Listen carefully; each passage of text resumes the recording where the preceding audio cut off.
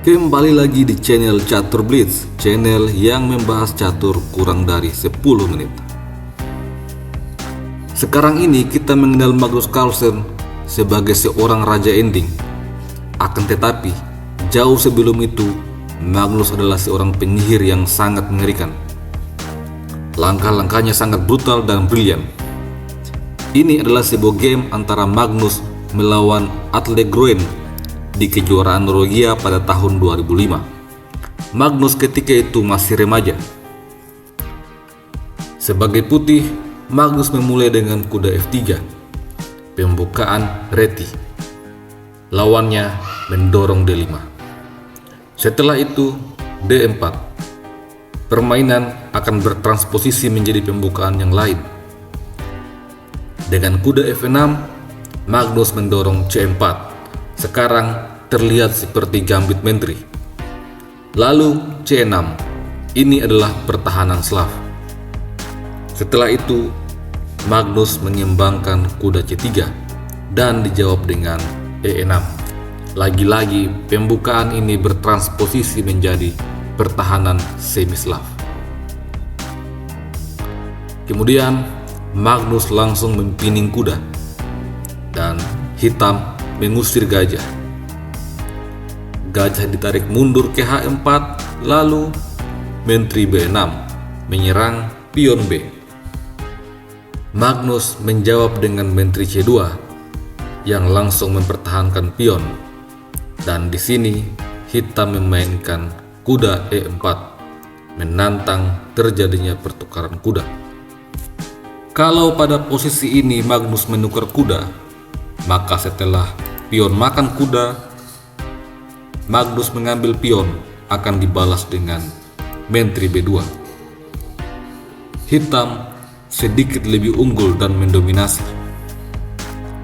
Magnus menolak mengambil kuda. Dia memainkan E3, membuka ruang agar gajah terang bisa berkembang.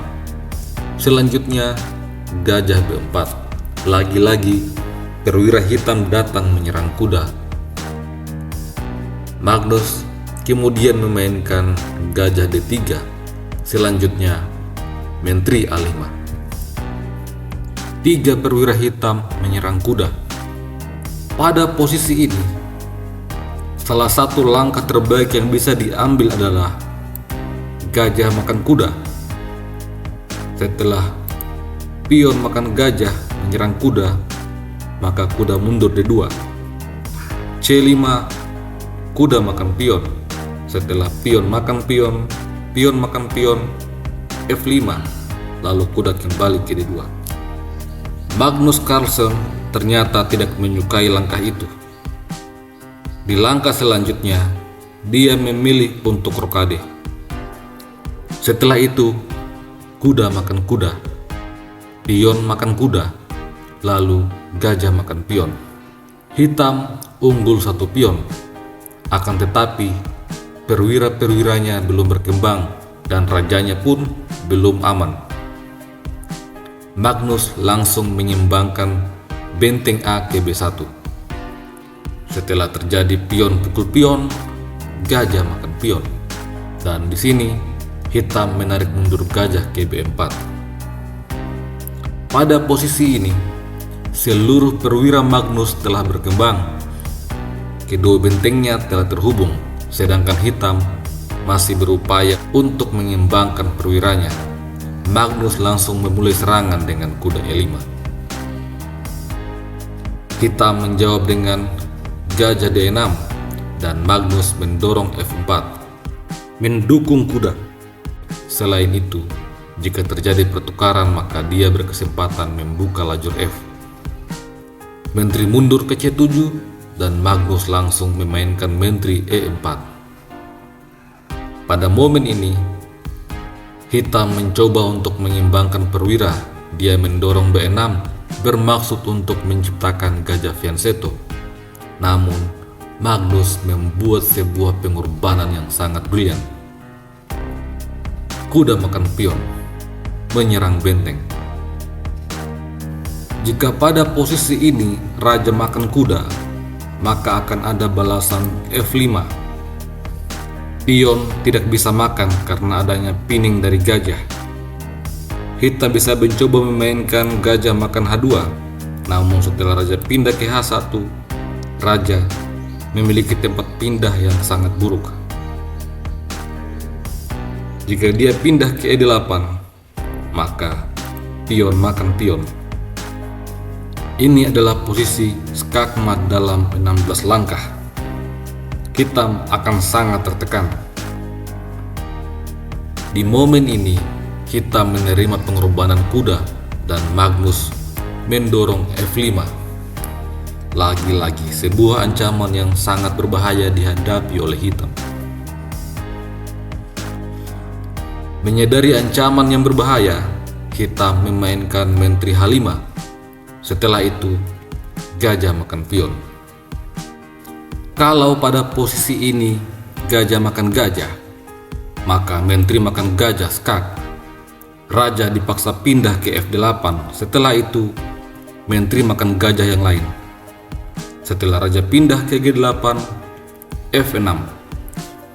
Apabila menteri makan gajah, maka ini adalah skakmat dalam 6 langkah.